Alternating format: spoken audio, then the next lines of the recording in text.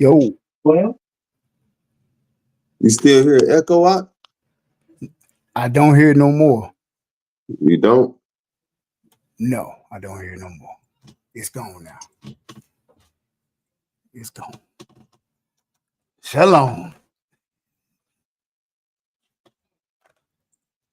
Shalom. Can you hear me out? I can hear you. I can hear you. I can hear you. I can barely hear you though. There we go. I got it. It ain't on you. Okay.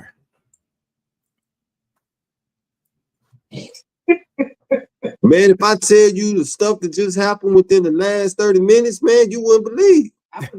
Now, yeah, I would.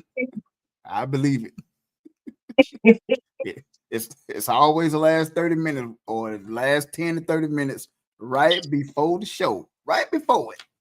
Every time. Tyrone Copper in the building. Man, this has been crazy. So I got my daughter's laptop because y'all know my laptop is like on the fritz. Right. It ain't even light support no more. That joker pretty much done. Yeah. And hers was doing great. I had downloaded the software on it that I was gonna need, and it was doing great. But not that I did a test run. And it was doing great. And it did great. And then you sent the text and asked all good. And I was like, yes, sir. Then I came back into the StreamYard. And from there, it just went to chaos. Now, check this out. Where do you keep your weed? Well, we got a troll in the building early. It's going down tonight. Hey, Dragon Perry, believe if you're going to come in here and troll, understand. You got to troll. You're going to have to go at it the best because you got two on the screen right now that'll wear you out. Pause. So if you're going to just come with it, you just keep that in mind. Exactly. Wow. You got the right name. Dragon showed up. All right, go ahead. No. Yeah. Come on, where the weed at? You smoking too much of it already, bro. Come on, man. Come on, man. Absolutely. That's crazy. So yeah, but my daughter's laptop, man, when I tell you it joker spazzed out, it spazzed out. It was like just went dead. Restarted, came back, wouldn't restart. I said, man, let me get over here and go get this tablet, and that's what I'm on now. I will be purchasing another laptop ASAP, huh? Yeah, ASAP, like, yeah, because this here, boy, this is murder. Yeah, this was murder. But say, man, all praises will heal barely. What did you say? Barely. Barely. Episode of the real truth be told. When bold truth takes the mic and sugarcoating gets kicked to the curb. It's just sits behind the boards, but I shall higher, hold it down and trying to keep things in motion. And you already know who's in the building, dynamic duo themselves, Shiri Shu Judah and Io Ben Yahoo. Two brothers dropping straight fire and undeniable facts every single time.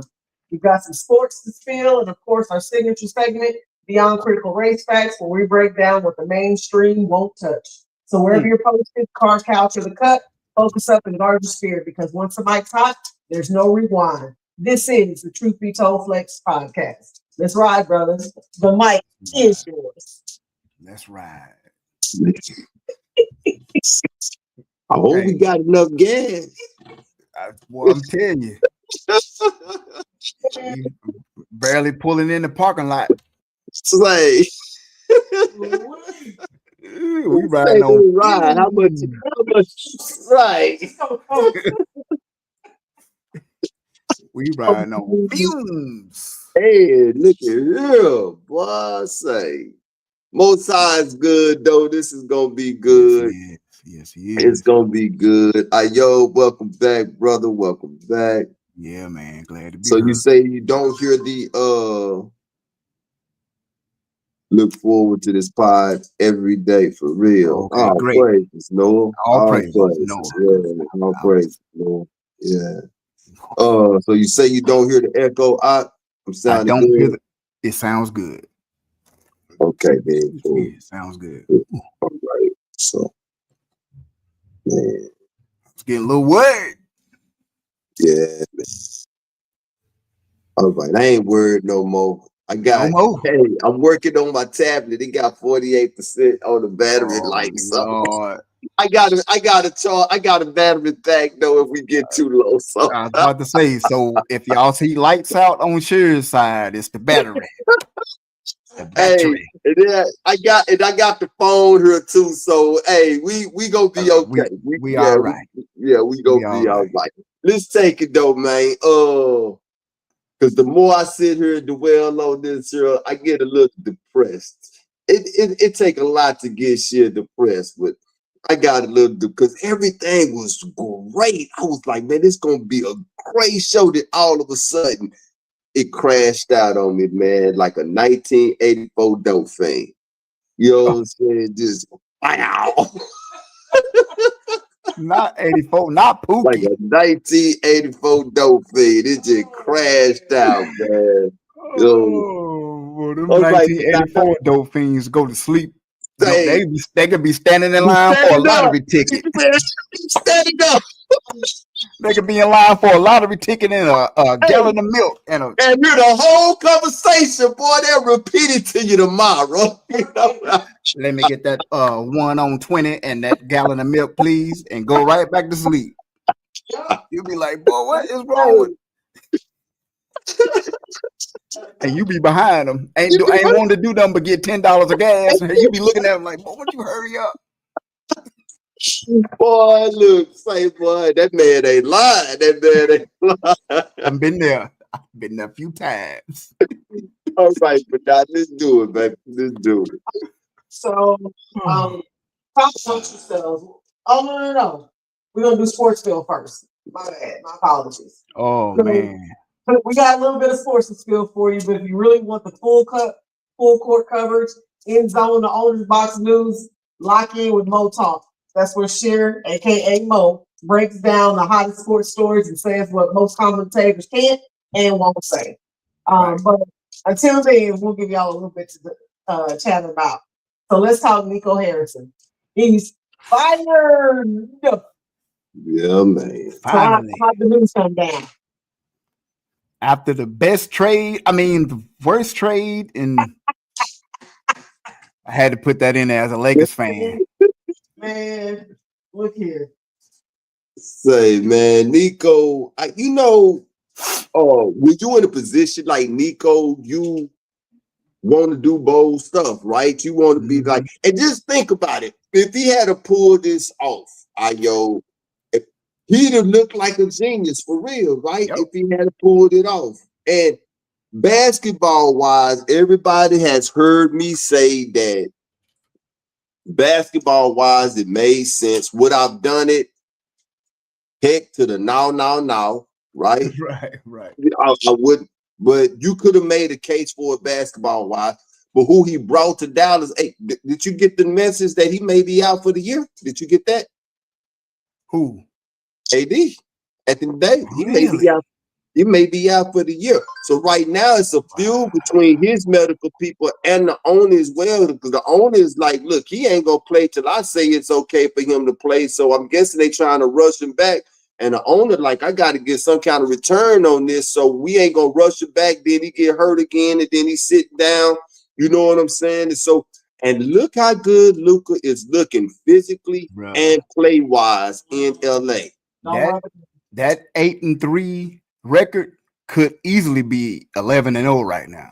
Easily, man. And this is without LeBron. Right. They said LeBron finna go to the G League. To the South Bay G League for at least he started practice with them this week. Play a couple games and see if he can come back. Yeah, this is without LeBron, man. Is he taking Bronny with him when he go down there? No? Okay. I just checking. I don't know. But y'all hear her well? Can you hear? I can hear her, not great, but I can here. It's not the here. Okay. yeah. I can't slide too close in because Right. Right. Okay. Yeah. As long as y'all can hear, we good. Yeah. They had I seen a meme today on IG, and they had every Lakers star exiting the building. So they had Luka's red Porsche come through. They had LeBron's Range Rover come through. When they flashed Anthony Davis, they had the ambulance come through. I said, man, that's messed up. But that's good. That's a good. As a Lakers fan, it's true.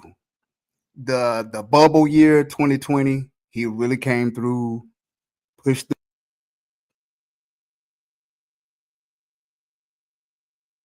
I think there we go. Yeah.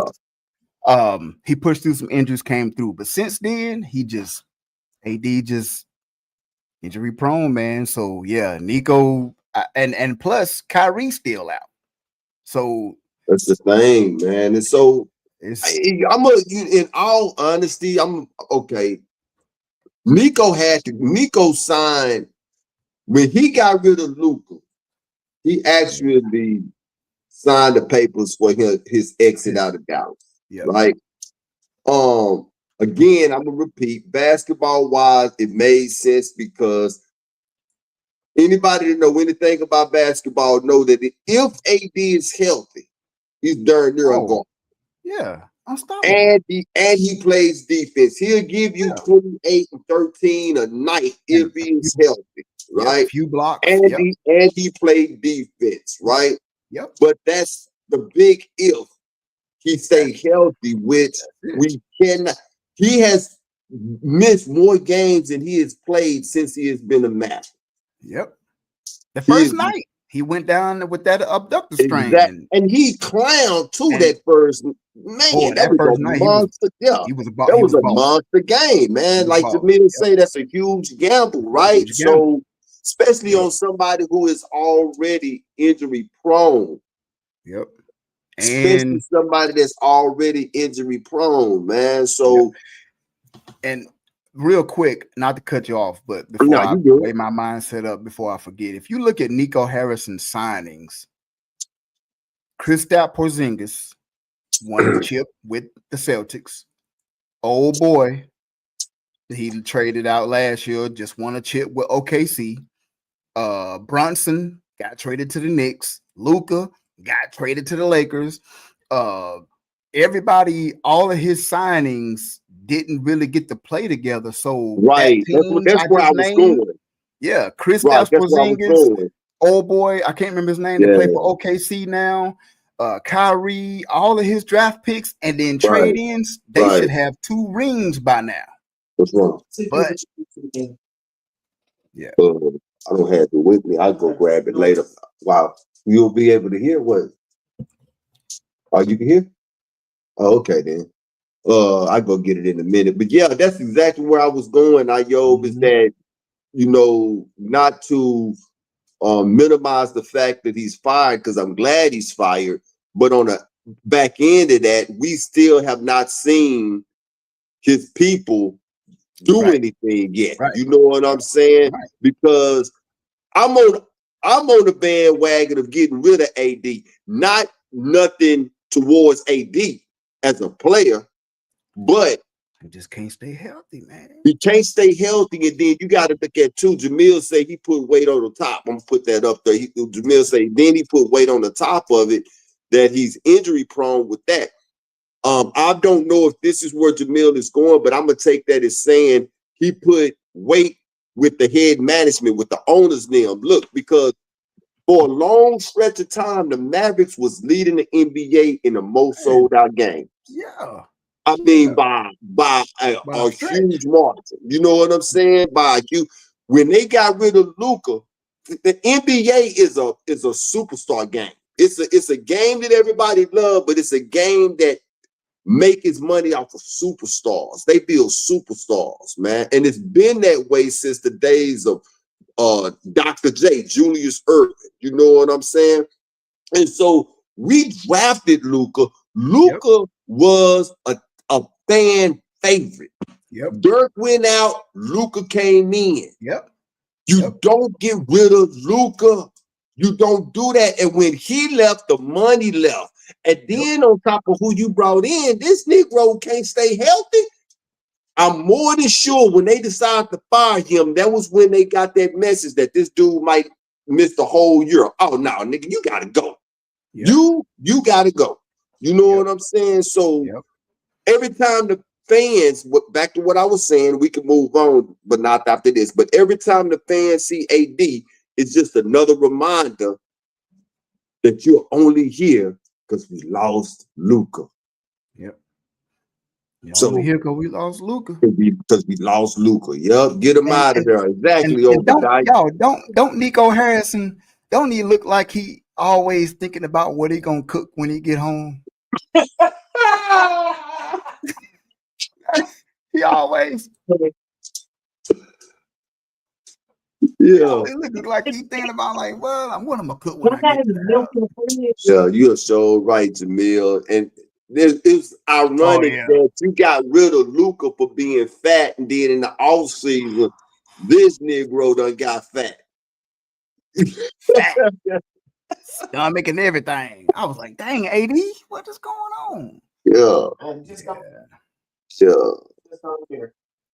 All right. Hey. So next up, can you guys hear me?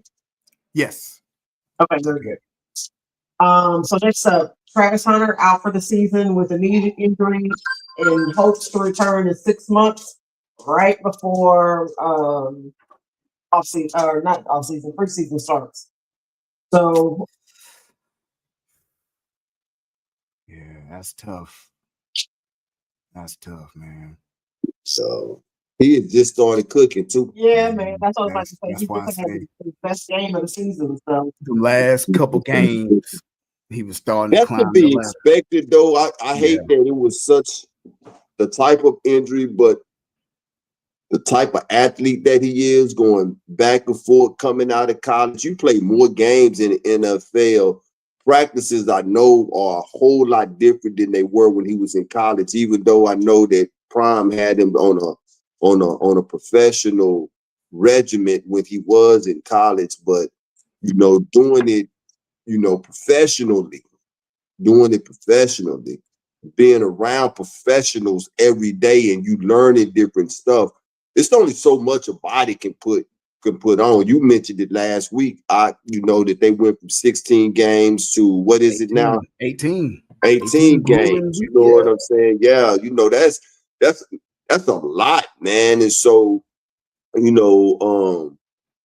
hate to see that, man, for the young man, but I don't know. I'd rather see it now, you know what I'm saying, than later, is what I'm trying to say. So I think he'll heal fairly well and fairly quickly. Being what, 22 years old, 23? Right. I just hope he can recover, because even though he's 10 years, 11 years younger than Tyreek Hill, what we were saying the other week, it still holds weight. Wide receiver, defensive back, the number one thing you are built off of, your position, is speed. Right. Speed. You can react. You're taught to react to the ball. Drills can teach somebody that's got a heart how to be a DB, but you first, ask any coach, for that position, you have to have speed. And the LCL is on the outside of the knee, that supports the heavier muscle, leaner muscles. That LCL is important, just as the ACL and the MCL. They're all three work together. And I think so. I could. Is that the lesser of the three, though? It's the lesser of the three. It's the lesser of the three, but it's from what I understand, it's a little harder to get to over the MCL and the ACL. They're the bigger tendons. The LCL is smaller and leaner. So it's just, he can recover, and he's young and he don't smoke, drink, anything like that. So he should be good. But still, that speed I just hope he has a speed recovery, man. Because we know an athlete that happened to, and it kind of changed the trajectory of his career. Going, Yeah, but he he was ended going up. from high school to college. Yeah, He this- said it made a world of difference. Yeah, this kid here had several offers at big D1 schools, and as soon as he and what's crazy is that he was targeted. The school that they was playing targeted him and blew his knee out, and every letter offer that he had was pulled off the table. He had to end up going to a JUCO, and he's not playing ball at all no more. You know what I'm saying? Yo. Let me show y'all a picture real quick. Let me just show you this right quick. Hold on 1 second. I'm gonna show everybody. What? Whole football season came back. Jamil had to be in a receiver. You see that? You see that right there? That's the LCL right there. See, it's highs on the outside. Yeah. So, like I said, it's just as important because it is connecting that bone to the other bone. And this is why I say he's gonna have to, but like you said, he don't smoke, he don't drink. Oh, right. Can I get it back right? Where I'm at, where I need right there. Okay, there we go. So again, he's gonna have, hopefully he can get back. But yeah. I just want to show y'all that real quick. Yeah, I appreciate that. Yo. Visual learner, sir. I appreciate it. Yeah, me too. What else we got? But not. All right. So we had another oh God, what's the man's name? The coach for Brian DeBall. Brian DeBall.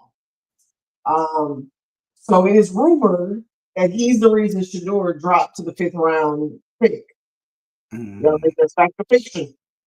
I believe it's fact myself, because it was always said that it was after the interview that he had with the Giants. I never put 2 and 2 together. It was right after his firing that Pastor, whatever his name is, I believe he's a good friend with Dion. I can't think of his name right now, but he the one that put him on blast. I like the way he did it as well. Never said anything the whole time the dude had his job. And what he was expressing was, the ditch that you dig for somebody else, you might be digging it for yourself. Exactly. So as soon as I seen that he was the one that spread the bad rumors, that he came in unprepared, he didn't know what he was talking about, he was slouchy and blah, blah. And everybody knew that he was lying on that, as far as everybody outside of football, because Prime don't get down like that, right?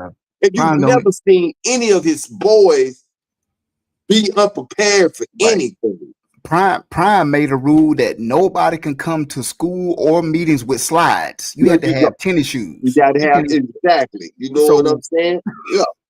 And they all had to sit in the front of the classroom.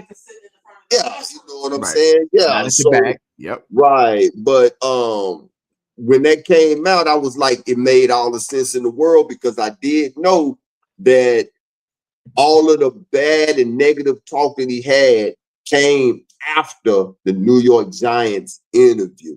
And you remember, they passed on him twice. The Giants did. Yep, they passed on him twice. Yep. Wow. Yeah, so he got fired from the Giants. Yeah, that's crazy. Not only did he get fired, Russell Wilson got fired twice, because they fixed the bench.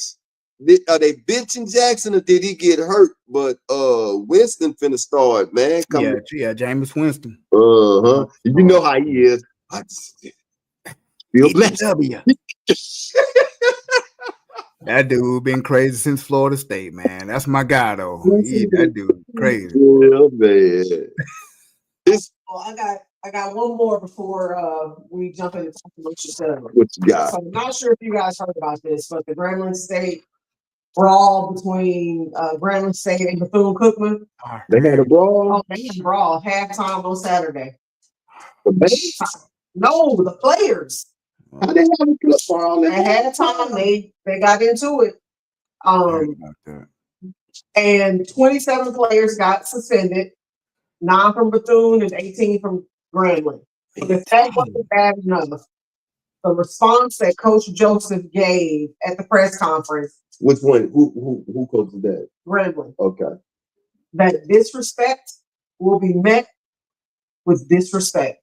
What kind of example are you setting for your players?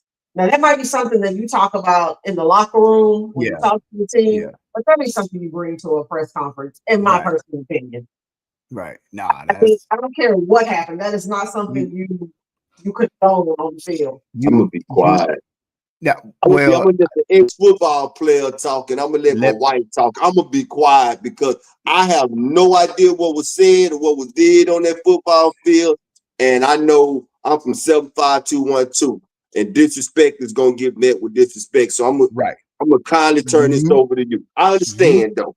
You can do that, but now said in the locker room. Do that in the locker room. Make sure nobody's recording any equipment, no phones, no cameras, because this is why. At the end of the day, guess what? That is still a college and still a business. So 100%. The message you just sent to the players is fine, but you just also sent, what if the parents of the players you thinking about recruiting, what are they gonna think? They're gonna be like, I'm crazy, man. Sending my child to do I agree with y'all 100% too. So, and you said how many from Grambling got? 27. 18. There you go. Because players are always an extension of their coach, right? So always an extension of their coach. But yeah, man. Was it right after the game that he said that? I wonder. It was during the press conference that he said that he had to get still hot, man. That was my next still hot. Emotions. A bunch of comments, and some of the comments basically said that if this were white players at the white school, if this had been a Alabama and a Baylor or A&M and whomever, that it would have just been, boys being boys, and they were all heated, and it wouldn't have been met with the same scrutiny that this was met with. That's but true. At the same time, though, we all know we can't do what they do. Right. We all don't get prime time games. Right. So when stuff like that happens, that gives the media even more reason to say, you know what, we're not airing that. So we're not putting them on. They're going to get another prime spot. They're not going to be on TV. They're not even going to be on a local channel. Because they don't know how to behave. Yep, because what happens with that is all it takes is, we on prime time. I'm gonna show out. I'm gonna get 6 catches for 180 yards, and then when it don't quite turn out like that, all it takes is one little slither of a saying to be said to you, and it'll set you off, and that's it. Did anybody see the brawl? I saw a glimpse of it. I didn't get to see all of it. It was ugly. It was ugly. I didn't get to see all of it, but from what I've seen, it was. Yeah, you got to be able to control your emotions. And believe me, as an ex-player, I promise you, we done been up 42-0 on a team full of white boys and been called the N-word monkeys. It happens. The name of our high school is A.L. Brown. We would get just add another L and it's all brown because I played. The whole team was black, so we heard all of that. But we finished the game. We didn't act the monkey, and you got to be able to control your emotions because you're young men. Taking blows to the face. I'm gonna have to go back and find it. I haven't seen it. I think I came across it and didn't know what I was looking at. Right, so I just kept it moving. It's a little crazy. But this is not a black team playing a white team. These are two HBCUs. We got to be better, people. You got to be able. Like I said, I've been the only black person on a team before. Basketball, volleyball. I got called everything but a child of God. Yep. You cannot let your emotions. We're just not afforded those opportunities. Right. You got to be able to control your emotions. We're just not. So. And again, it was go ahead. I'm sorry. I say that with saying it's tough to. It is. Yeah, it's not easy. It's tough to do that, but how long was they fighting? Because fights happen on football fields all the time. Like I gotta see the video for. Was it like man, that many people got ejected for a fight. It must have got out of control. But see, in college, you can't even come off onto the field to grab one of your players. You still get suspended because that's how in their eyes, they say that's how more people get hurt. But I ran onto the field just to grab my guy, get him out of the way from getting hit with a helmet. No, but you suspended too. So I think that's more.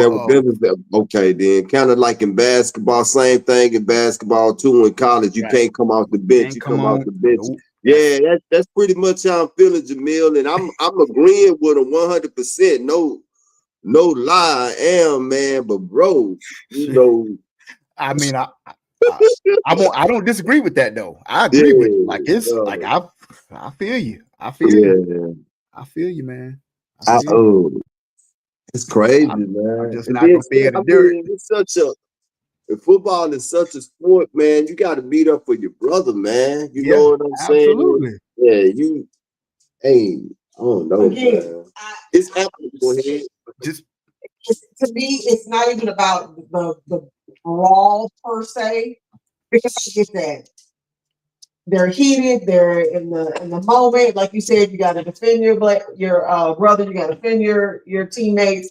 I understand all of that. My concern is the coach's response. Yeah.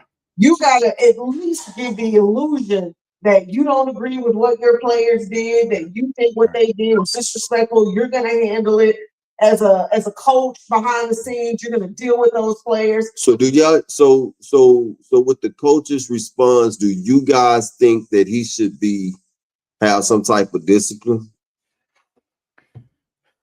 I'll put it to you this way: if the players got suspended for the brawl, I think his response to the brawl requires the same level of discipline. Because personally, I think it might not have gotten that bad.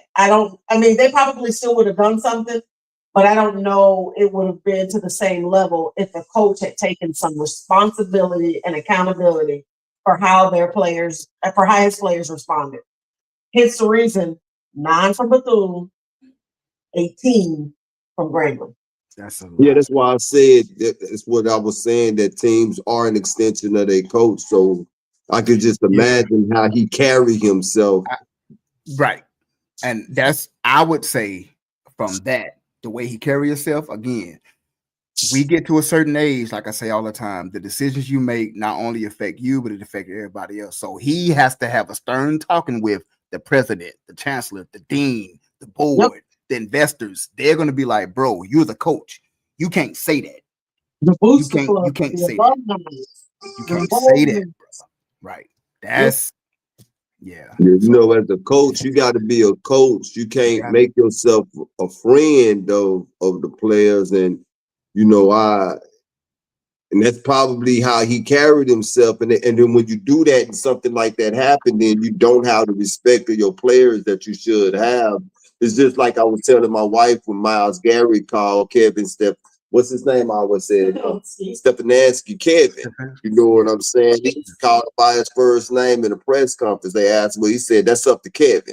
That let you know right there that the players is over this dude. I have no more respect for him. You know what I'm saying? And so for him to have a response like that, it do question what type of relationship he have with his players. Is he coach or is he homie? You know what I'm saying? Is he the homie? But it's I don't know, man. It's unfortunate. It's unfortunate. Mm-hmm. Okay, so talk amongst yourselves. So it's happened again, guys. Another black. I like what Jamil said. He should have worded it different. Yeah, I expect my to defend themselves at all. It's how you say it, big con. You go. That's it. The word in the dictionary of the source he could use to convey his point. So another black entrepreneur, Corrine Marie, had her invention hijacked by a white woman. This one is called the bookmark. The bookmark is basically a bookmark with a purse handle on it. So you can walk around with your bookmark in place and have the strap on your shoulder. So she started selling these in the fall of 2024, so around October or so. You have a picture of it? Yeah, I'll see if I can find one. And then July of this year, a lady by the name of Shelly Bean claimed that she's the creator and originator of this particular product. Her name is Shelly Bean. Shelly Bean. Yep. Like Mr. Bean. Yeah, just like Mr. Bean. I bet you did like him too. Well, I'm not going to disagree. But that being said, that being said, go back and look at history. No pun intended. If you go back and look at history, there's evidence that Miss Corinne was sharing her stuff and her product online since October of last year, and Miss Bean showed up this year in July. So she's claiming that it's hers. She's got a patent. So this one is going to heat up as well. But I thought it was interesting that another entrepreneur has come out with something, and then somebody else has decided they want to try and.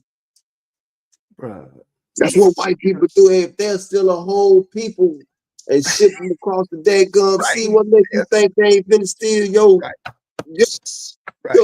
little patent, man. Well, I was just about to say that. And they be quick to go back to Africa. Boy, y'all behind would die. Hey, I was fine, but you took me over here. What you bring me over here for?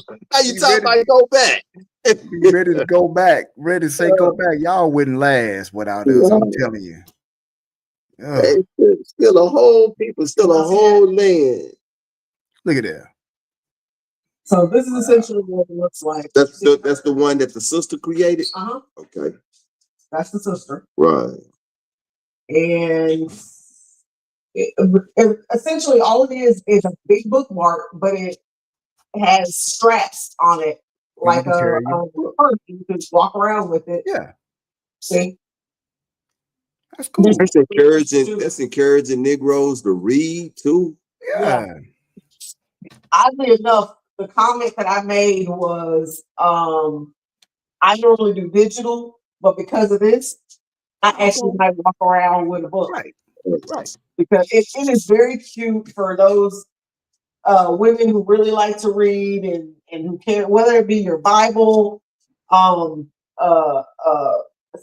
book that you're reading, it's super cute. And the women who love accessories and that kind of thing, I think it appeals. Right. So. Nick, you might not even get robbed. It might slow down Rob. Nigga ain't finna do no book snatching. They do bird snatching, nigga. But that's a book, man. I ain't stealing that. Hey, what's that? A purse? Oh, let me have it. Oh, that's a book. You can keep that. That's a book. You can keep that. Here you go. Now listen, it's a picture book. It's too many words, man. Right. Oh my goodness, boy. These jokers is diabolical. Yeah. Indeed it is. All right. So Toronto police run over a suspect and then proceed to continue to try and handcuff him. Let's watch.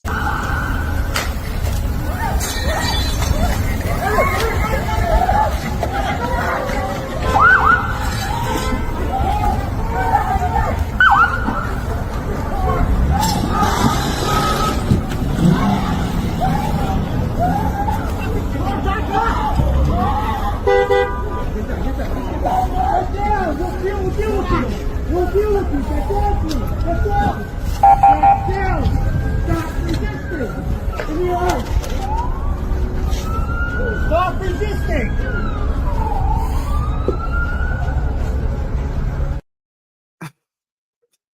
Did you hear them say stop resisting? Yeah. Stop resisting. He ain't resisting. He rolling around, writhing in pain. Did you see his legs? Yes. Did you see his legs? That was horrible. You know why they say stop resisting, right? Y'all know why they be always yelling that, man. They can use that as a reason to whatever action they're going to take out. It's on camera. Yeah. Mm-hmm. Yeah, stop resisting is their immunity. Is their way of getting off when because it's on camera and it's being heard. And I can tell from the video, the man didn't look like he was resisting the meat. He's writhing in pain. Yeah. She jumped out the car. She was darn near gonna kill her partners because she jumped out the car without putting it in park. If you looked at the video, she jumped. Then she got back in instead of her hitting the brake to put it in park. She hit the gas. It was that one cop. He was hurt. Did you see him walk off? He was like, limping off. They need to piss up. You done jumped in the car, hit the gas, scared to death. That'd be so scared. That'd be scared to death. DELF, death. Golly, boy. This is easy because that didn't look like a resistance. Resisting. Yeah, I'm trying to resist from getting hit by this car. Ran over, That's the only thing that got went over was his legs. But man, the way his legs look though. Got a big lawsuit. Yeah, for sure. Boy, hey, you got it here first on the Truth Be Told. Once you think you've seen it all, Truth Be Told, be like, nah, hold my bird. We got something for you. Hold this natty here, boy. Hold this natty. Hold this natty. I got something for you. Look at this. Got something for you. Man. On our Talk Amongst Yourselves, the U.S. Mint has stamped its last penny. Yep. Don't know if y'all have heard this information, and while it's historic and it's like, oh wow, the era of the penny is going away. No more collecting pennies. What this actually means is they are going to start rounding up to the nearest nickel. This is the first news I heard. McDonald's has already said they're rounding up to the nearest dime. So you can imagine what's going to happen with the cost of stuff. It's crazy that they already rounding up when they say it's still like what 3 billion pennies in circulation right now. Yeah. And they already talking about rounding up. You know what I'm saying? So if your meal costs $3.99, what's that gonna make it? Like 14? 14, 11, you're 14, yo. Yeah. 14. Yes, this is absolute. I learned something else new today. I don't know if the other Apple users are aware of this, but if you have Apple Pay and you don't have your debit card on you, if it's linked to your if you have your debit card linked to your Apple Pay, you can go to the ATM machine and take out cash with your phone. The way they do things, the way they do things, man, is in the words of my co-host, diabolical. They introduce stuff to us and it'd be so great. And we get it and we be like, man, this is cool. The whole time we so used to doing things like we always have. And because you're used to doing things like you always have, we have this fixation in our mind that it's always going to be like that. You know, well, this is how I do things and it's never going to do. This here was an add-on, you know, an accessory. You know, that's how we look at it. You give me a debit card. Oh, okay, so I could just tap and pay. Oh, okay. Well, you leave my wallet I done it. I done left my wallet at the house, but I had my phone. You know what I'm saying? I said I'd never use it, right? Left wallet at home, use phone, use it one time. Guess what? One time turned to two times turn. Now you know what I'm saying? Hey, it became. And then all of a sudden, what you start noticing is that the way you normally do things is disappearing. Yep. No, in the words of my daddy, it's disappearing. It's disappearing. It ain't. And before you know it, this is what you got. And then they start regulating that the way you did things, not only is it disappearing, it's gone. It's gone. That's it. is this, and this is what they doing. Go back to what your wife said. They ushering in, they pushing in the caskets. They pushing it in. Houston the Brew. What's happening, fam? What's happening? What's happening? What a brew like? Stores that are already pushing to not have to take cash anymore. They're only taking cards. We went to a store in the Dallas Galleria over the weekend. Bro, it wasn't no scan, it wasn't no nothing. You take what you got, you put it in a bucket. And when you put it in a bucket, it ring it up. What? The exact price. So you go to Walmart and you scan your item over the scanner. It wasn't even that. You just drop the item in this little bin and it rang up exactly what you can have 4 books, a pair of shoes, and a jacket. Just drop it in the bin. It'll ring it all up. Yeah. And while it was convenient and it was super neat, at the same time I was like, whoa. Yeah. What did we just drop it in the bucket? It'll ring it up. And I didn't see, maybe they seen, I didn't see like, the cameras, the scan, to take pictures. I didn't see nothing. All I seen was a bucket. Now, let's be honest. Wow. This was what kind of store? It was an all Asian store. It was an all Asian store. Yep. And they had some dope stuff up in there. Man, did they? They had some dope stuff up in there, man. Yeah. That's crazy. All Asian store. It's getting spooky out there. It's getting spooky. You know what's funny? I was talking to somebody the other day about how COVID spoiled me to purchasing my groceries online. I remember one of the very first times we went to the grocery store. We went to the grocery store and we went to Academy. We had to stand outside in line and wait before we could go in and do our shopping, right? And somebody mentioned 3 people had to go out. Then they let 3 in. Right. Oh, yeah. So what started happening is they were like, well, you can do your shopping online. You can't pay for stuff with cash online, right? You got to use a debit card. But the convenience of shopping online has pushed a lot of people to say, you know what? I don't want to go to the grocery store. That's how Amazon blew up. I'm going to shop online. Of course. I don't want to go to the store. I'm going to shop online. We went from picking up a couple of little items because, you're at home, you're cooking something and you don't want to run out and go grab it. You don't want to stop what you're doing. Let me just order this online and have it sent to the house. Now it's turned into you doing all your grocery shopping online. Yeah. It is pushing people to separate from other people, segregate themselves so that you're not out and about. But the other thing that I keep mentioning is the systems are taking record of the purchases that you make. Wow. Hence the reason when I go certain places, I'd rather pay with cash than pay with my debit card. Yo. It's really getting Tower of Babel-ish out here, man. Like for real. Me and Safawas were talking yesterday, I believe it was. And I asked him the question, and I asked y'all the same. How much worse could it have been during the time of Noah than now? We got to be running right parallel with that. Parallel. We got to be running right parallel with how it was in the days of Noah right now. You know what I'm saying? Because we ain't finna get all off into it. Tonight ain't the night. You were already out in, but with the spirits that these people are carrying. Have y'all seen that Negro on Facebook that eat raw meat? He one of us. Have you seen him? He gotta have a demon, man. This brother, he said, I saw one video of him eating a roadkill. I lie to you not. I didn't see that.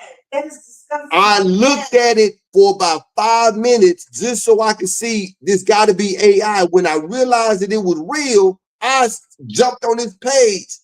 He said, I'm never eating cooked food again. Yeah, that's exactly. He us. That's a whole demon. Yeah, he definitely got a principality. That's a whole demon. Yeah, so with the demons that's running rapid, along with how technology is moving, and I believe the technology is making these demons move a little more rapid than they normally would as well, because this technology is demon as well, demonology as well. Man, it's What did Paul say in Galatians? At the fullness of time. the fullness. At the fullness of time. We going into a season where we're not, again, there's nothing new under the sun. It may be new to us because we hadn't seen it, but like you said, in the days of Noah, in the days, just think of all they were doing for 700,000 people to show up, that the book of Yasher says that when it started raining. Just think of what they would. If they knew what all they was doing that was vile and evil and disgusting. They made a trek to be like, bruh, we'll return to the Most High. Yeah. We'll return, meaning they had already knew him. Yeah, we about to see some stuff that we ain't. Yeah, that's crazy. I haven't seen that though. I'm glad. If you ain't seen it, I believe me, girl, don't go. Don't go look at it, because I was about to click on the video, but I actually clicked on a particular video. I ain't gonna even discuss what it was. Just put it like this: use your imagination. He had a cup with a top on it, and it was a see-through cup with a top on it. And I looked at it, I knew what it was. And he took the top off. I got out the video. I said, I do not want to watch that. Just imagine what was in the cup. Okay, just imagine what was in the cup. I was like, nah. Let's move on. I passed that. Yes, he did. I'd have passed out. Sheesh, that's exactly what I said, Houston, the Brook, man. I was like, sheesh. You know what I say every time I watch him? This nigga gonna die. That's what I say. That's what I say. This nigga gonna die. Man. Yeah. Mm-hmm. Yeah, a nasty. Because we can't do stuff like that, man. Gentiles can do stuff like that. We cannot do stuff like that. Baby, you gotta hurry up and get going before I get. Yeah. Okay, man. Reel them in. Let me say the people. So victims of the secret code or testing in St. Louis demand compensation. During the 1950s and 60s, the U.S. Army secretly sprayed a chemical compound called zinc cadmium sulfide over parts of St. Louis, including the Pruitt, the Go housing complex, mostly Black community, to stimulate biological warfare. Residents had no idea this testing was happening. Now, decades later, survivors and families are speaking out. Many report high rates of cancer, convulsions, and early deaths that they believe are linked to the exposure. They're demanding compensation, new health studies, and a formal government apology. Don't hold your breath. Lawmakers, including Josh Hawley, are pushing to expand the Radiation Exposure Compensation Act to include Missouri victims. But the government still maintains that the testing posed no health risk. So this isn't just about environmental racism, it's about government secrecy and accountability. They'll never admit to their wrongdoing for sure, and they're definitely not going to take any accountability on this. It's just Negroes who are affected. It is what it is. Yeah, don't hold your breath. That's what gives me is that we always be wanting an apology. Why? Yeah, we're asking for apologies. Yeah, they ain't gonna mean it anyway. Yeah, for what? Just to hear it? They don't mean it. Even if they do say it, they don't mean the apology. There's nothing behind it. It's just words. It's just words, man. Why do you think the Most High told Esau, bruh, don't bring that in here? That repentance is not genuine. Right. Exactly. It's not genuine, bro. It's not genuine. You think you're gonna trick me, the creator? Like, come on now. And it's the same with them. They don't have it in them. It's not there to be sincere about we messed up. That's wrong. We wouldn't do it to our own people or our families, so why should we do it to y'all? They're not gonna say that. It's not gonna happen. It go back to what we always say on this show, is that it's an old ancient spirit. That's the only way that it can be explained And it goes back to what we was for all of us. You see that man named Houston Brew, Ayo Ben Yahoo, Jamel. You see what I'm saying? For us who have come into this light, this marvelous light, right? To accept this, sure, it proves when they do stuff like that, it only proves that what we are saying is true. Right. Because I can't take this for myself. I heard it and I wished I could go back and find it. I've been looking for it for a couple of days, but I couldn't. And maybe somebody on here saw it because we all look at the same TikToks and stuff like that. But a brother said, you know, that for years we had to fight to be recognized as a whole man because they didn't recognize us as a whole man. We was only 2/3 of a man in their eye. But that wasn't the real problem. The real problem is whoever said that they was man. Not even 2/3 of a man. But what man do you know would experiment on a whole group of people like this? Because it goes beyond just the clouds that they was walking in. These people believed that they was radio activated, man, that they had radioactive, you know what I'm saying?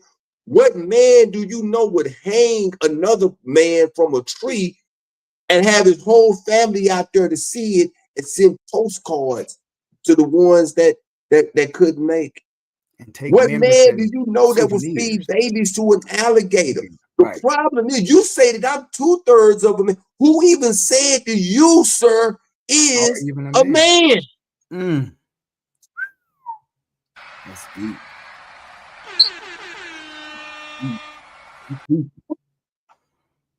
You preaching. That's something you got to really think about. That's why I say it's like when reports come out that their soul or that pineal gland is 80 to 90% calcified. As soon as I heard that, I was like, I believe it. Because their actions, their fruit displays that. Like, check this out. So they want to talk about not taking baths, and this is kind of to land back. What person thinks it's okay to throw your waste from a bucket from a window into the street? The Moors and the Israelites in Scotland and Europe had to teach them, no, you can't do that. That's why y'all getting sick. Who invents stiletto heels to not step in the same waste that they're throwing out of the windows when they use the bathroom?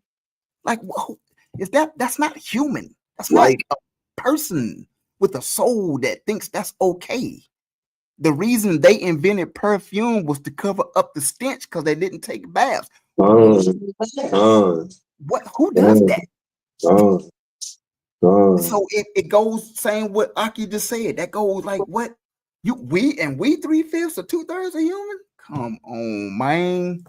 Come on, man. Like make it make sense. But that's all. This is like when I read this, the zinc cadmium sulfide into the air, bruh. That's wow. Every test, every program, every experiment always starts with our people. Always starts with our people. Hence the reason you had so many people who I was shocked by how many decided to get the jab, but why so many people are reluctant to get it, because if you remember, all of the reports kept saying we needed it more than anybody. We had to get it. They were willing to give it to us first. For why? What reason did we need to have? When have we ever been in line first to get anything? That stuff it was a time release too. Remember when Safa was on here, he was explaining how it worked, and I learned a little bit more about it. That it kills your white blood cells to begin with, and it takes your white blood cells 90 days to even rebuild after they had been destroyed by that first jab. That's why they got the schedule the way it is. When your white blood cells start building back up, They want you to come right back in so you can get you another one. What do you need your white blood cells for? That's your immunity. That's your immune system. Yep. That's your immune system. Those are your fighters. Those are your soldiers. So look, this was in 1960s. This was in 50s and 60s. This was in the 50s and 60s. This sure was one of the many that they had already done to us over a period of time, Mikey. You know what I'm saying? Like, for the Negroes who was telling other Negroes, going back to the DVOC 91, to the Negroes that was telling other Negroes, you need to go get that thing. Y'all are agents for real, because I don't understand. It's something, I believe that there is something wrong with us, man. We're broken as a people. We broken, man. Broken. Something has got to be wrong with us to the point that do we like for real forget? Do we forget, or do we not care? Or do we want to be so peaceful with them that, okay, yeah, we're going to trust you this time. Got burnt. Right. We're going to trust you this time. We going to trust you this time and get burnt. You know what I'm saying? Right. And the sad part, it wasn't just there. Like I said, we're always a test dummies, but think about where they put chemical plants, where they put smelting plants, where they put railroad tracks. There's a community in Houston where you have a cluster of people who probably 25% of the population, 30% of the population have all developed some type of cancer, whether it be the children with learning disabilities, whether it be the adults that develop cancer at a young age and die also. They know that the waste that they were burying was by the school and at the playground. Yep. So the place where these kids were playing is where they dumped this waste, buried on the ground, and expected the kids to still go out there and play. And of course they did. And now all those kids who are adults, a good portion of them have developed cancers or some other kind of incurable diseases or hard to cure diseases. Their grandkids have learning disabilities and physical impairments. And they have allowed this same government to come in and test the ground. And what does the report say? There's nothing contributing to these cancer. How convenient. How convenient. How convenient. Oh, look. Oh, y'all sick. Y'all have learning disabilities for years later. Oh, let's come in and see. Oh, we ain't find nothing. And whatever's there is nothing that can contribute to what's going on with y'all. Appreciate your friendly neighborhood Gentile. Appreciate that. But yeah, that's diabolical, man. Like, again, what kind of soul do you have, or if any? What are you? Like, what kind of mind and spirit and body you got to have to be able to think that's okay to do? Well, it's like I was telling my daughter too, that how you know it's ancient. I was up in Jasher. Well, I'm in Jasher, as a matter of fact. One of my favorite stories in Jasher is the birth of Abram. Come on, man. And you know, from the time the Most High sent out those first curses that you would be at enmity with the seed of the woman, and he gonna crush your head and you're gonna bruise his heel. It was from that moment that Satan had been after that seed. It was at that moment that hatred developed for that special bloodline. You dig what I'm saying? A lot of us, we want to think that bloodline is started with Abraham. Nah, that bloodline started before Abraham, man. It was just when the Most High got to Abraham, he was able to start making covenants, right? Yep. That bloodline started before Abraham. Yep. And so when Abram was born, man, and Terah, his father's friends and those magistrates and those wise men left, and they saw what was in the stars, they went back and told Nimrod. It was from that time that Abram's life was in jeopardy. In danger. Yeah, absolutely. It was in. So if his life was in jeopardy, that meant your life was in jeopardy. Come on, man. My life was in jeopardy. Come on, man. Houston Brew life was in jeopardy. Jamil's life was in jeopardy. The Messiah's life was in jeopardy. He knew it. That's the thing. And he knew it. He knew it. You see what I'm saying? Yep. And so that spirit is never left. That same spirit that Herod had. Yep. And killing all of the, why? Because he was trying to get to that seed, that particular seed. Yep. And now what the scripture say? He know that his time is short. Yep. Yep. It's short. Yep. So I'm going to put this spirit that I have in this group of people in Amalek. In Amalek. Boy, that's scary. Then no matter what them people do, you're going to hate it and you're going to hate them. And they your test dummies. So you can put syphilis in their blankets. You can give them prostitutes that you know they got syphilis, so that we can do our test on them, right? Remember the Tuskegee, the Tuskegee, exactly. Yep. Yeah. You see what I'm saying? We're gonna get them prostitutes that we know is sick, get them syphilis so we can see how syphilis act in the body. They got a whole statue of a doctor, a gynecologist. Is that the women doctors? Is that what it's called? A gynecologist, right? Yep.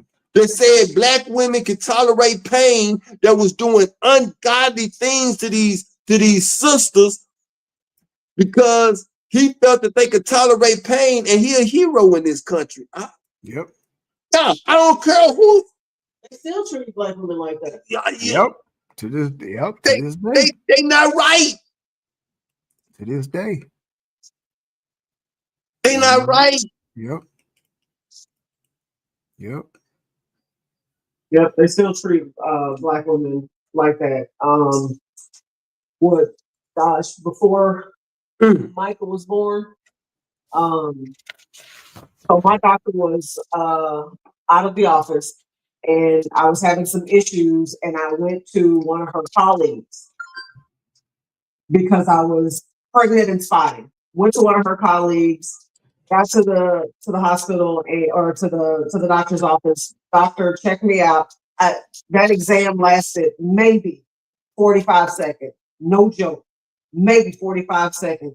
He told me it was common, sent me on my way, and I miscarried 2 days later. Wow. My doctor apologized profusely to me. I mean, she gave me some other explanations as to what could have potentially happened and all other things. But when I explained to her the fact that my exam only lasted 45 seconds, she was very upset, very upset. And from my understanding, they got rid of him after that. Because I wasn't the first one.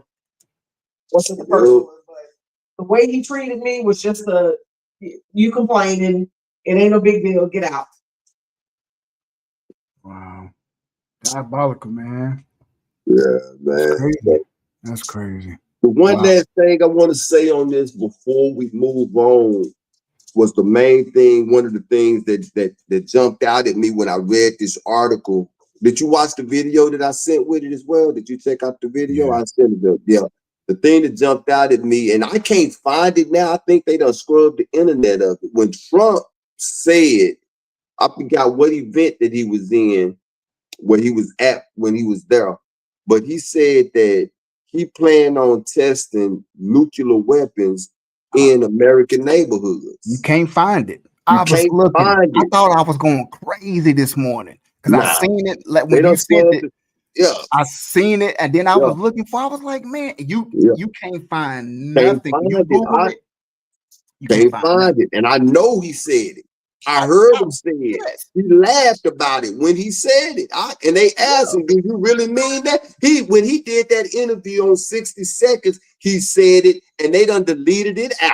Yeah, they done cut it out, man, because she asked him, "Do you really mean test nuclear weapons on American city?" He was like, "Yeah, that's what I really mean." So if that's how he feel, what neighborhoods do you think? Do you think it's gonna be? Come on now. Definitely not gonna be them. Y'all already know who it's gonna be. Come on now.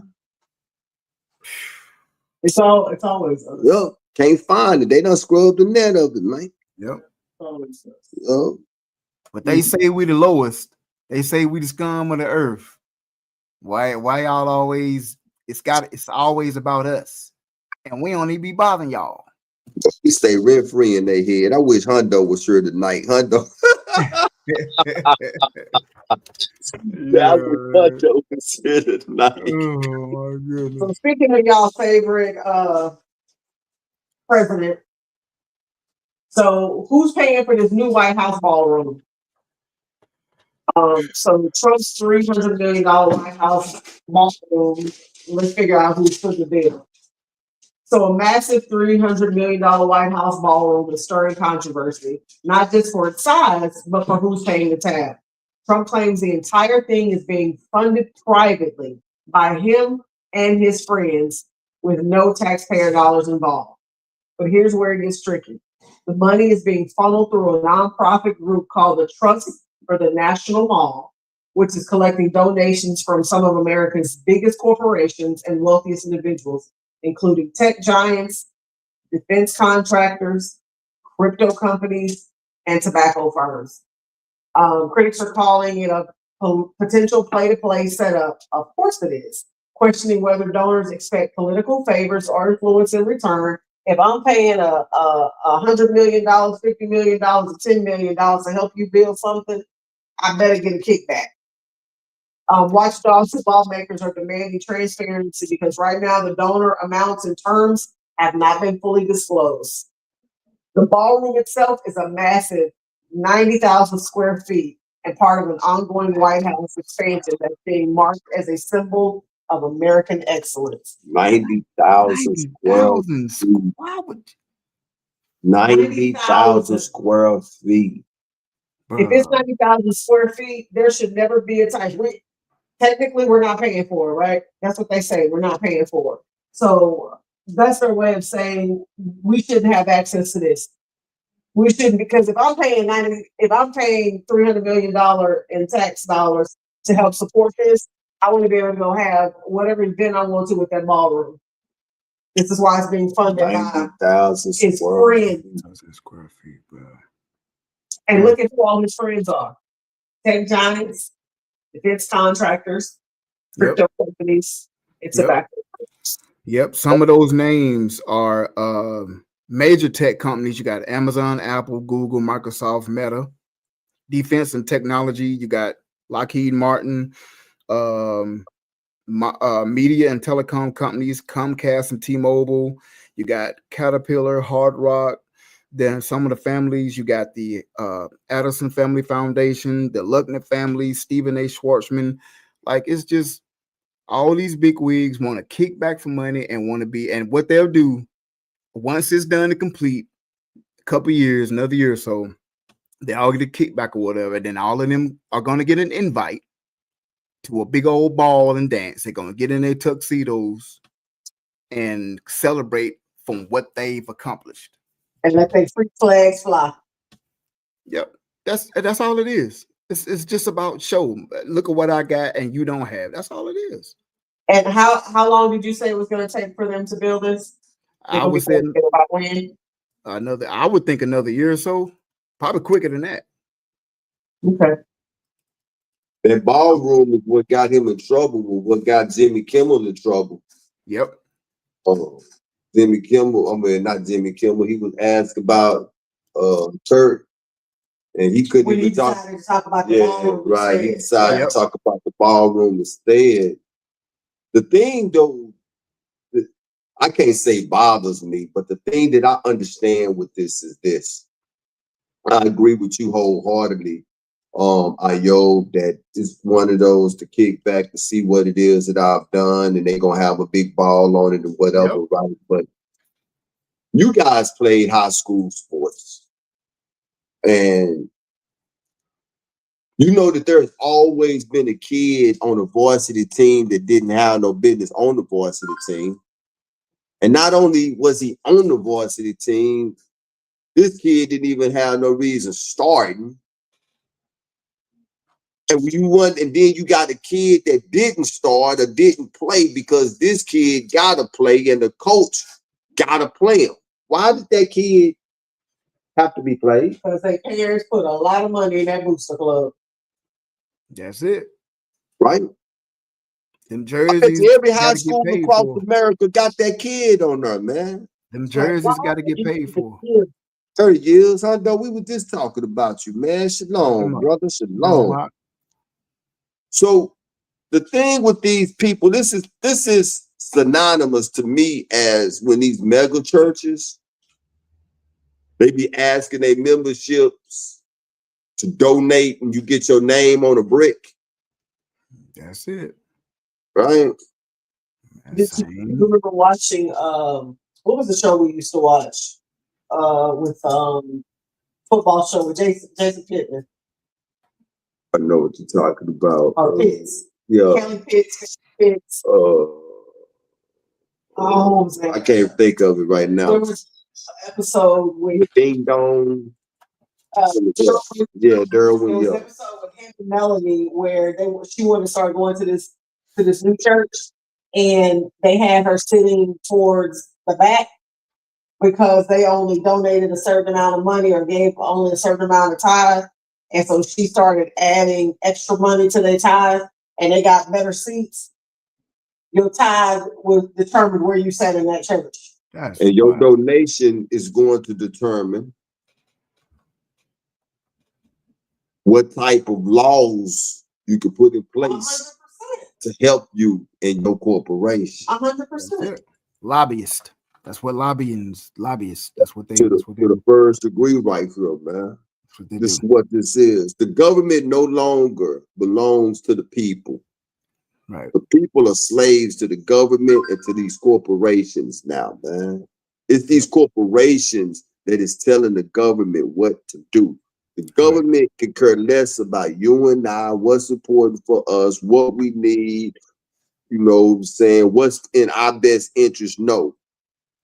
It's these corporations because these corporations got the money. Hey, you want a 900,000 square feet? And what you say? How big? 90,000. 90,000 square foot. Hey, you know what?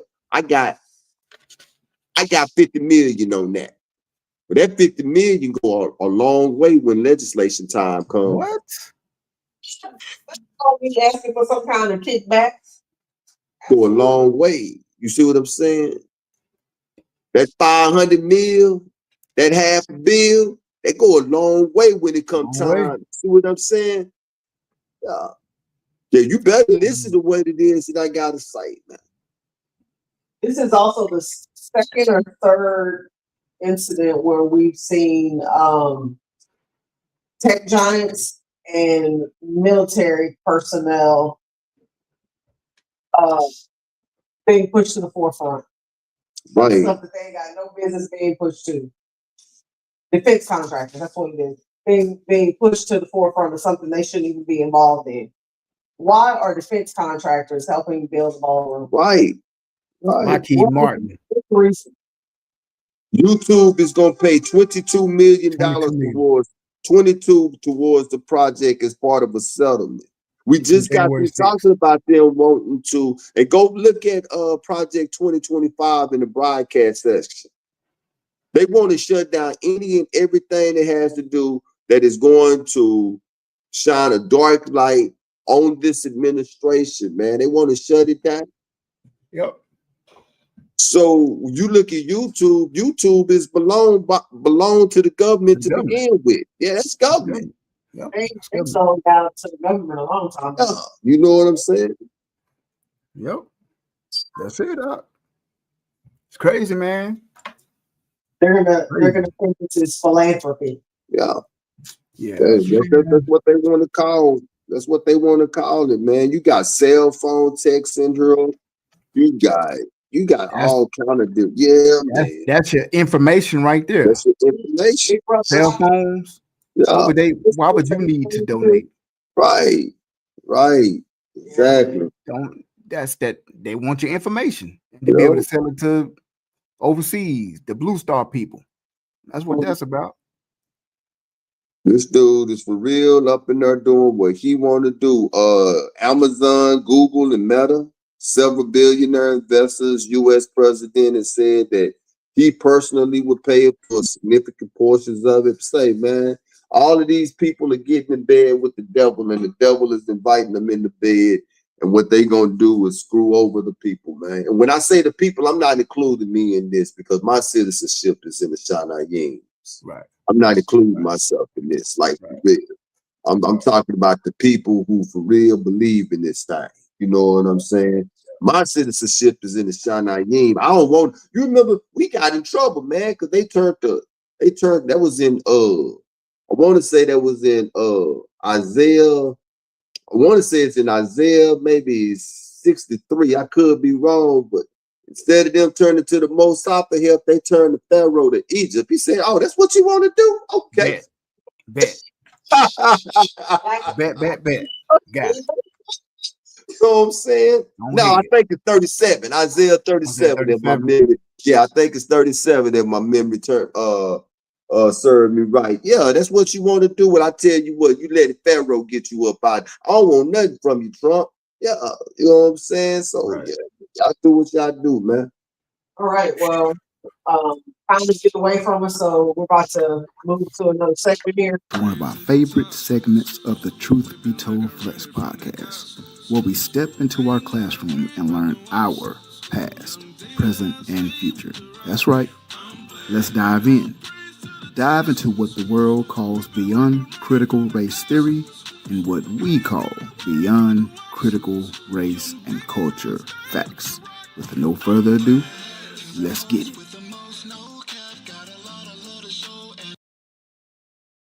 Hey, that I'm blessed. Yeah, we are at the favorite part of the show, as you heard in that beautiful intro for this segment. And this segment today, we're going to take a step away from our Never Forget on This Day series. This is a treat. I really enjoyed this. This is a lengthy article, so I'm not going to read all of it. I'm going to read some of it. I heard about this a few years back, and they are definitely trying their best now that it has resurfaced on TikTok and social media platforms. They are trying to scrub it because the articles that was there last week when I was researching are not there no more. But today is definitely, like sis say, transcending essential heritage. But today we are going to venture into the classroom and we are going to learn about Mr. Albert Perry. I don't know if you've heard of him. I have. Listen to this. This is a treat. Mr. Albert Perry, what they never told us. Listen to this, y'all. When scientists examined the DNA of Albert Perry, a so-called African-American man from South Carolina, they uncovered a genetic mystery that rewrote the history of humankind. Perry's Y chromosome, the strand of DNA passed from father to son, didn't fit into any known category. It was older, far older than all others on record. Yes, the Houston Brew, Albert Perry. The discovery published in 2013 revealed that Perry carried what geneticists later called haplogroup A00, the oldest known male lineage ever identified, dating back more than 300,000 years. Now, that's what they say, 300,000 years. His bloodline diverged from all other modern human beings long before the appearance of Homo sapiens as we know them. In other words, this South Carolinian, a man born into the legacy of slavery, carried with him the oldest genetic signature of the human race. What? Boy, listen, this from South Carolina, and they is trying to scrub it because they buried it, and now it's starting to resurface. Come back, right? It's starting to come back. Subsequent research found that this ancient Y chromosome lineage still exists among the Mibo people of Cameroon, confirming that Perry's DNA was not a fluke. It was a living remnant of humanity's earliest fathers. Where we done heard that from? Come on, Mm, Abraham Isaac. Come on, Adam. mm, Come on, Seth. Come on through. mm. His genetic code forced science to acknowledge that human history is far more complex than the textbooks suggest. It's Uh, also reaffirmed what many in our community have been saying for generations. The story of so called Black people did not begin with slavery. come on Now, now. all right. So, with that being said, remember, his genetic code forced science to acknowledge that human history is far more complex than the textbooks suggest.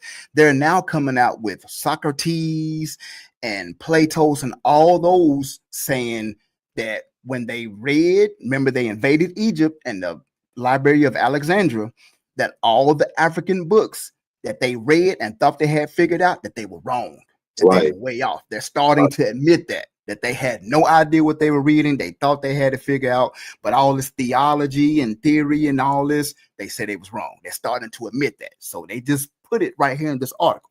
All right, let's keep going. Connecting the science to the story. In the ongoing Indigenous series on Be More News and the Emmy-nominated Donnie Glover Show, we've been asking the questions traditional history avoids. What if the origins of melanated people in the Americas predate the slave ships?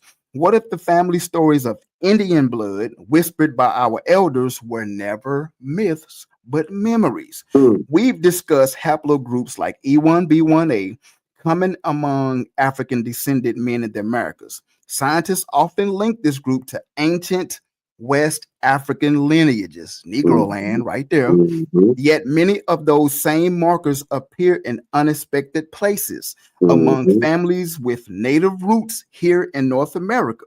The deeper you dig, the blurrier those colonial lines between African, Indian, and more become. What do you think that they just said? They just told you right there. What do you Yeah. think Seminoles, Florida State Seminoles? Seminoles mean black. Who do you think Mhm. were? They just told you. All right, let's keep going. We almost there. I'm gonna have to skip a couple paragraphs, but let's read this. Our history runs deep from the mound pyramids of Cahokia to the lost civilizations of the Mississippian cultures that built cities and trade networks rivaling those of ancient Egypt. These pyramids, numbering in the thousands across the Americas, challenged the notion that advanced civilization was a foreign import. Then came the treaties, the Indian Wars, and laws like the 1740 Negro Act of South Carolina, which criminalized literacy among the enslaved and erased distinctions between Negro, Indian, and mulatto. That legal erasure was not accidental, it was actual policy, Yeah. a law. As we've explored, even Freemasonic networks played roles in shaping the early treaties, that's contracts that was designed to cover this stuff up and bury it, and land secessions that redefine who was counted as Indian and who was written out of our history altogether. Lastly, reclaiming the narrative. So when we discuss Albert Perry, we're not just talking about genetics, we're talking about evidence. His DNA confirms what many of our ancestors knew without laboratories or peer review, that our story stretches beyond Africa, beyond slavery, beyond the imposed identities of race and color. His discovery validates the mission behind the indigenous to create a space where science and Ruach meet, where genealogy and oral history align. Um, and it goes on, it keeps talking. But yeah, it's so long. I had to put the link in the description. But what do y'all think about that? Albert Perry, a South Carolina man, was tested back in 2012 and has the oldest DNA where it fits into another haplogroup. That's But crazy, bro.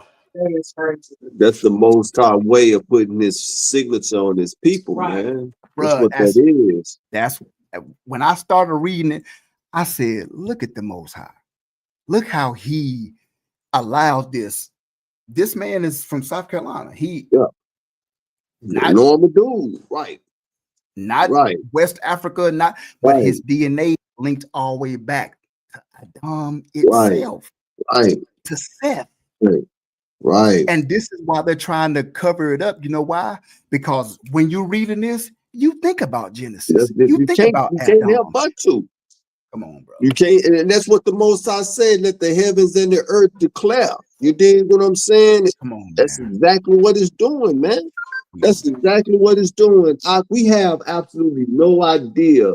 I kiss you. I be trying to tell, like, I'm a huge Western fan. I love Westerns. And once I got into this truth, that's when I started realizing that the Westerns themselves be lying to us with what we call Indians. I hate that word Indians, Right. you know, with that word Indians, man, and what they supposed to look like, right? Say, look, I say this all the time because I be wanting it to resonate on people. My granddaddy, my mama's daddy, was 100% Indian. Right. My grandmother's sister married a 100% Indian.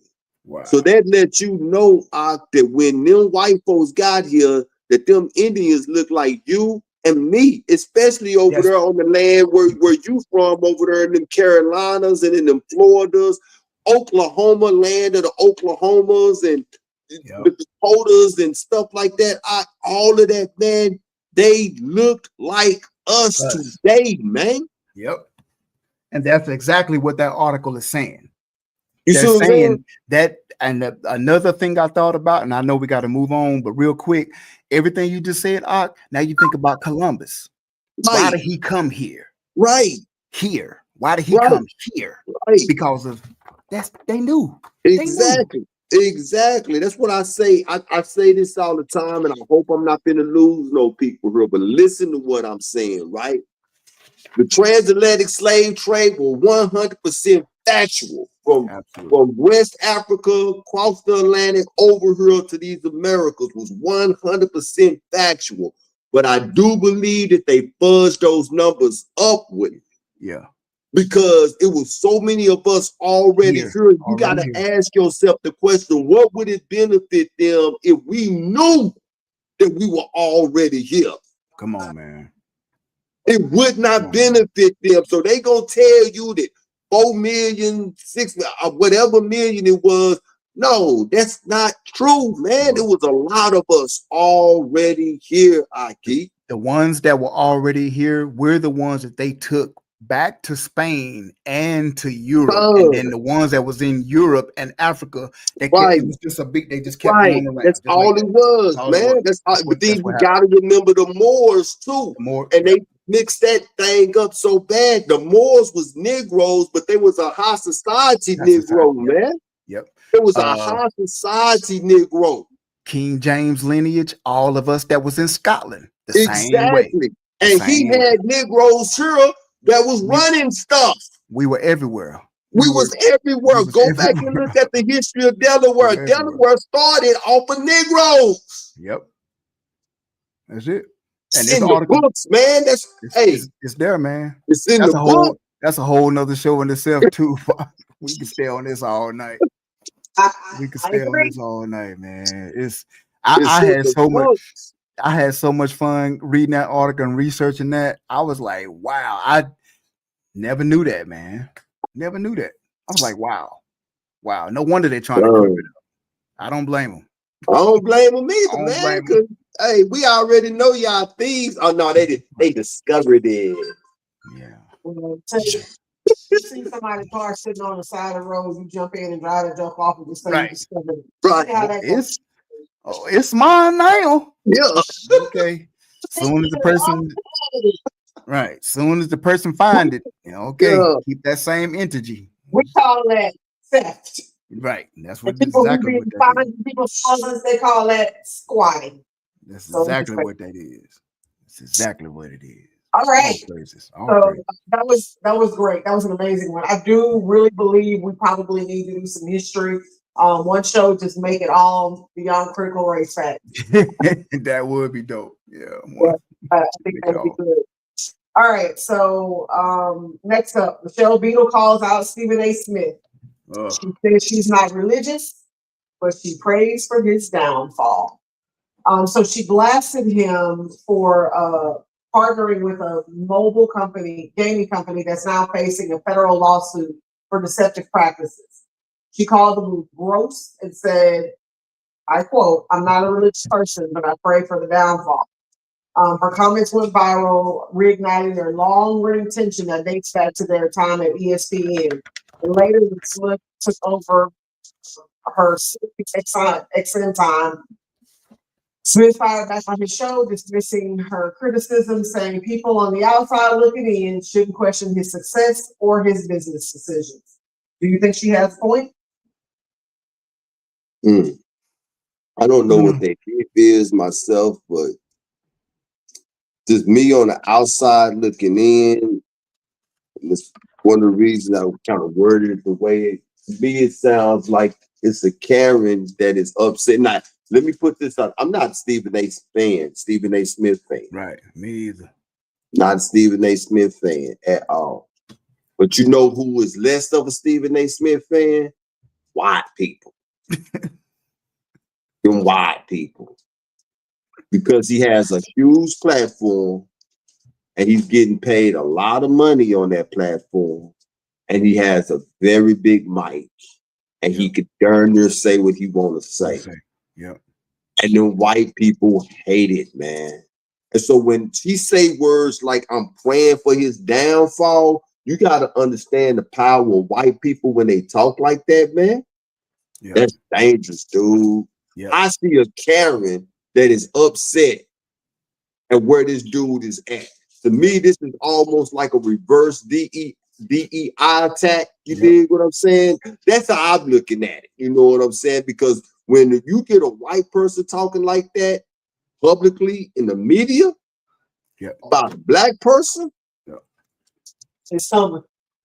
That's what I feel like. It's coming. That's what I feel like. Right. Issues, situations for a long time. For a long time. I think he is on the same trajectory, maybe a different path as Uncle Shay Shay. He has avoided situations for a very long time, and it's only a matter of time before they bring him down. Yeah, not the same type of. That's what I said. He's on a different path. Different path, but because harder you fall. Right. Because remember, this is where it stems from. Their beef from between Michelle Beadle and Stephen A. Smith. Y'all remember the Ray Rice stuff back in the day?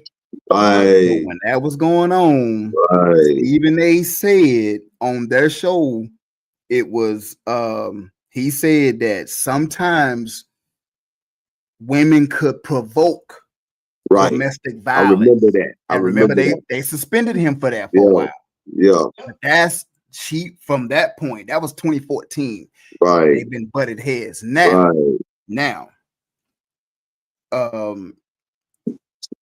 his new show on Sirius XM, that replaced Michelle Beadle's slot. So that even further made the rift. Exactly. So it's almost like maybe the corporation is trying to put some type of drama because they got a personal rift anyway. And this is what I was saying last week. This the between liberals and conservatives.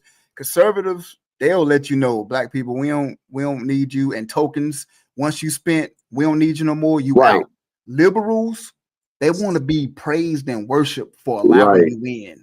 Right. And it seems like this is a little bit of both. She don't like him, but like you said, he has a big platform and he makes money for the company. So it's kind of like, if you ain't gonna agree with everything I say as a white one, If you don't agree with it, you've been doing that Bojangles dance for him for a while now. Right. Yeah, he has. Right. He's done made a lot of money, so he could be your token spent days are up. That's it. Yeah, exactly. Because they all come with contracts. See, and that's why I hate to bring him into this conversation, but I'm gonna bring him in anyway. I'm a Michael Strahan fan, and for you to get in the position that Michael Strahan has gotten into since the time he left football, I always say that You had to pay a price to get there. But however he paying his prices like this. Yeah. It's like this. He quiet with it. You dig what I'm saying? He's real quiet with it. And he's real subtle with it. He ain't doing nothing to make himself look bad or us as black people look bad. Stephen A. Smith is like my wife said, he be doing that Bojangle dance for them white people every time that he get. And if you pay enough attention, if you pay attention to him, he'll let you know that money over everything. Yep. Just like Steve Harvey. Yep. Money over everything. Whatever the white man need me to do for me to make more money, I'm gonna do it. He said that. He said the first thing he do when he get up in the morning is think how to make his boss more money. You see what I'm saying? He said that's a dangerous Negro, man. Dangerous Negro to have. So to tap into the comment that you made about Michael Strahan, you said you don't know how he's paying. You do recall what happened to one of his daughters, right? Yeah. Oh yeah. The twins. Yeah. You know how often twins share the same genetic diseases? Yeah. Mm-hmm. It is at a rate of 60% or higher. Mm-hmm. So if one of them gets it, the chances of the other one getting it is extremely high. So the fact that right now only one of them has it, that might be his payment. Right. It's sad to talk like that, man. But it's sad to talk like that, but that's facts though, for real, man. Yep. But I honestly see this white lady upset though that Stephen A is steadily moving up this corporate ladder. Mm-hmm. And like you said, I forgot all about that Ray Rice beat. You know what I'm saying? You got to think that's been 11 years ago. That was 11 years ago. See what I'm saying, man? When white people, especially white women, start making noise like that, man, say it's not that long after, man, before dominoes and stuff start falling over, man. Right. And that's all it takes is for her to walk into her office and really mad and say, okay, I've had enough. This has been going on for so long. I don't know how you guys can let this happen any longer. And they'd be like, okay, all right. We'll figure something out. You let him take my show. You let him say that stuff about women. How dare you? That's all it takes. Yeah. All it takes. And that's what's happening. Tears. Yeah. Yep. Them tears, boy. That's all they got. They get to crying and carrying on. And it's a black dude involved. That's why it don't pay to sell out, man. This is why it don't pay to sell out, man. So Rock talk about that too, man. Yep. It does. The Bible don't miss a beat. You understand? Man, just pick it up and read it. This is why the Creator is so amazing. He knew he said, it's so good, I'm gonna write it down. I can't. Write it in the book. I'm gonna write it in the book. Go get you some homies and y'all stay up. Y'all take shifts. It was up there writing, boy. And niggas dipping that thing in that queen with that feather sticking out. They was writing. And the Most High was just talking. All right. Put a dot. Put a comma right there. No, hold on now. So we have one more topic to hit on tonight.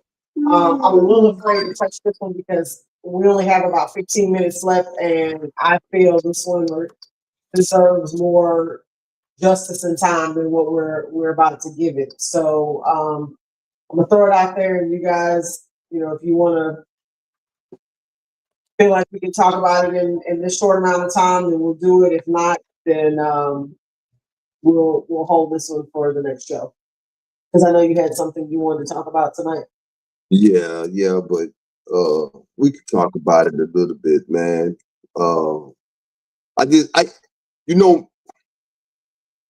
Something that we didn't talk about a lot though when we were younger, the three of us, is mental illness, right? We didn't.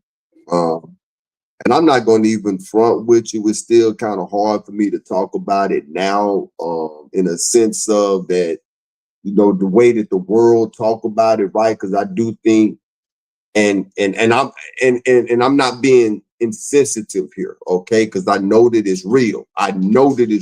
But I do believe that there's so many people of today's generation that is just soft. You know what I'm saying? And I believe that mental illness can be used as a cop-out, and it makes it look bad for the people who are really suffering, almost like the boy that cried wolf. You know what I'm saying? It's like everybody can't be suffering from mental illness, right? And so now you got to decipher through to find out who really is and who really isn't. Right. This young guy, man, Marshawn Nealon, Dallas Cowboys, linebacker, outside linebacker, am I correct? Yeah. Nice talent. They saying that he killed himself. Now, his cousin say that something else. She say otherwise. Now, there was one particular article that I wanted to share with you guys that I could not find. My wife found it for me, right? But I wanted the comments. I wanted you guys to pay attention to the comments after her cousin expressed. Her cousin was like, look, and you tell me if this makes sense. I'm going to pause after this. Just tell me if it makes sense or not. He's running from the police for his life, and they find him in a porta potty with a self-inflicted gunshot wound. And that's what the cousins say. It don't make sense. If he's running from the police for his life, why would he go to a porta potty and take his life? Yeah. Right? And that's what she's saying. We all have family members that we know. And when I say know, we know. And if somebody come to you and be like, so-and-so did themselves, you be like, nah. Not that one. Right. This is a cousin talking, man. Yeah. And so in the comments, they saying, what was some of the things that they were saying in their comments? It's always them trying to, and you know who the them is, trying to use the victim as reasons for why they do the things that they do. Victim mentality. Sometimes people just off themselves, and it is what it is. There's no conspiracy. There were a lot of very inappropriate and insensitive comments. Regardless of whether it's true or not. Right. Very insensitive comments. Right. But yeah, I don't want to, well. Go ahead. Certain persons died September the 10th, and he could have just been a bad person that said bad things that got taken out. You see what I'm saying? Like this. Say it.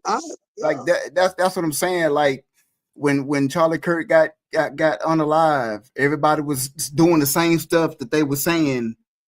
You know, so keep the same energy. Y'all wasn't saying that when Charlie Kirk got shot in the neck. He said bad things and somebody got tired of it. Stop with the conspiracies. Stop with the magical story. So you see what I'm saying? You see how this imbalanced. You could tell when people have no souls, opposed to work for them when they're on the other side. When they on the other side of the fence, right? Because it works when they're on the other side. Because from what Jasmine said, she said that he was a non-violent, family-oriented big kid. That's exactly what she said. And you look at him, that's what you see on his every picture that I see. That's what I see. You know what I'm saying? She said he was on his way to a family reunion in Michigan when the incident occurred, making this. So that's why. So again, people will go in and make those comments without getting. Now, if it came out 2 weeks. And the police actually said, yeah, we did this, we did that. The police confessed, we got a confession. Y'all, them people that said all those comments, they're not going to apologize. They'll just say, well, it still happened. You still play the victim, you guys. So, yeah, I just don't see. Because I look at it, man. I'm not saying that they did it right, but I can understand what she's saying. She said, I truly think that they killed him. I truly do, said the cousin Jasmine at her grand reference home, because why else would he run for his life and kill himself in a porta potty? Look, if I'm running from how many times you seen somebody running from the police and then they get in a situation where they know they ain't gonna get away and they kill themselves right there in the car? Right. Right there in the car.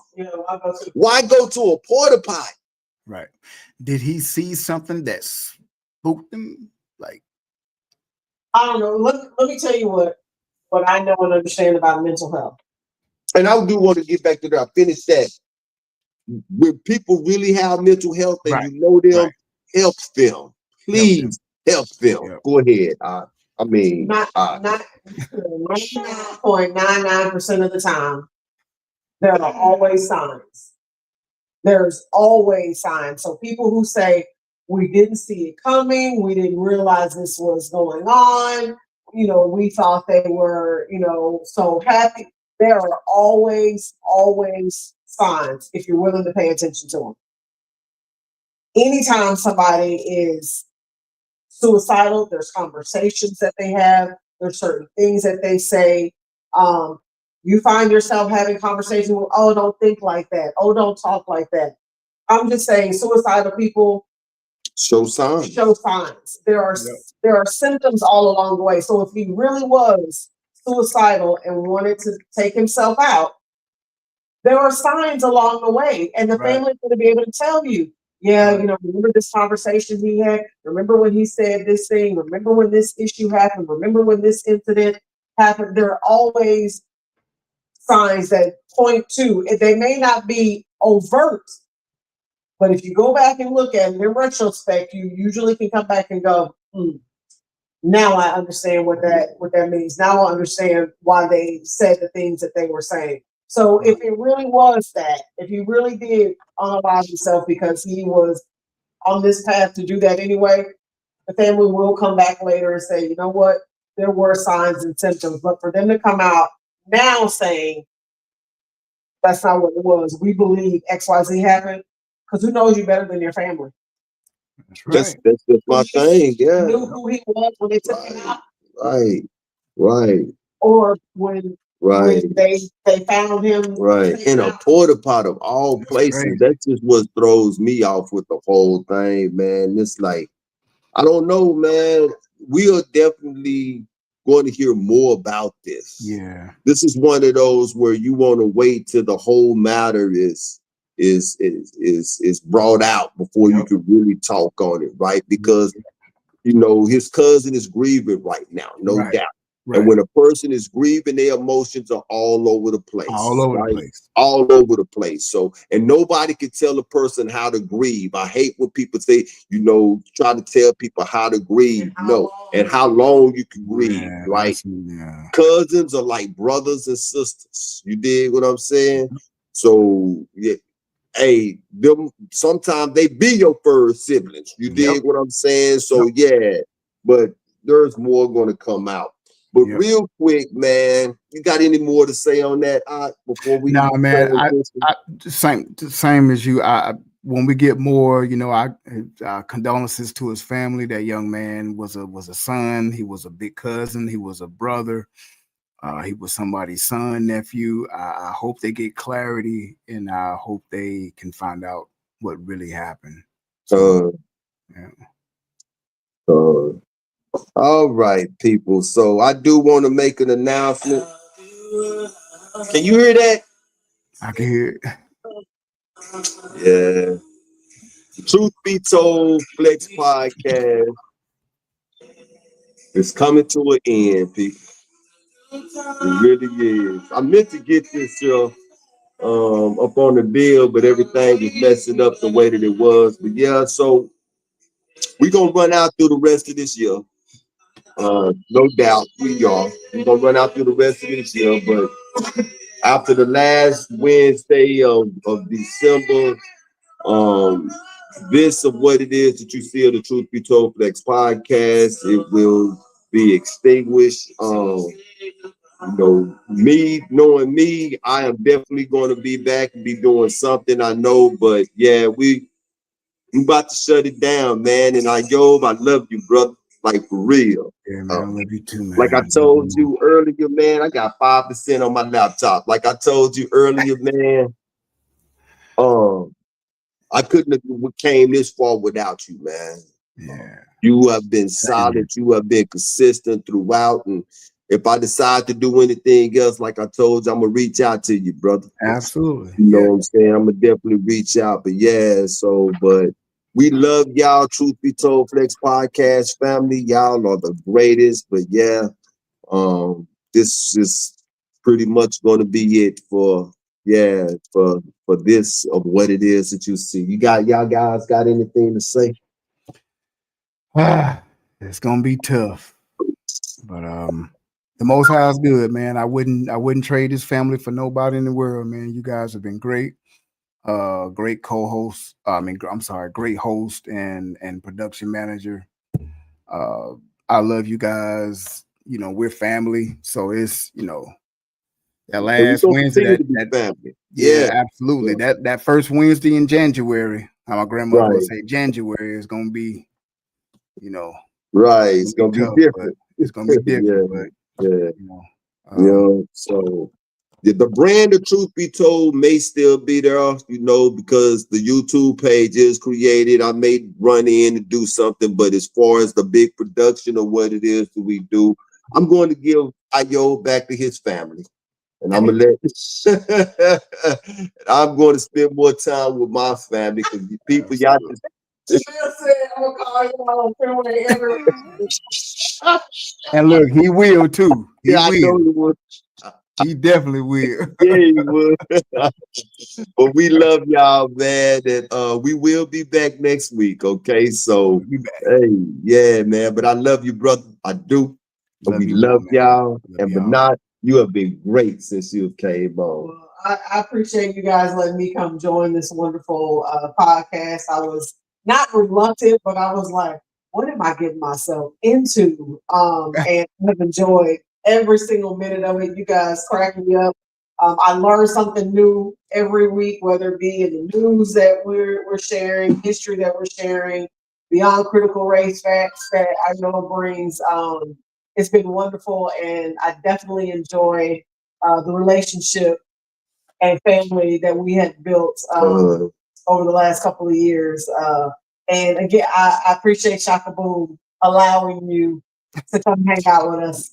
So I'm like, we're gonna give it back. He be ready to get rid of him. Boy, when 8:30 on Wednesday coming? Is it 8:30 Wednesday yet? Right. Hey, I may need him again though, Shaka Boom. So we're only giving it back temporarily. Right. Oh Lord. Oh look, yep, we definitely exactly. Boy, one ain't gonna have to catch all the replays and reruns. He gonna have to. He gonna be. We're gonna have to send him a care package. Right. He gonna be heartbroken. Wait, what? No more twice out? Yeah. Yeah, man. Yeah. And instead, twice out.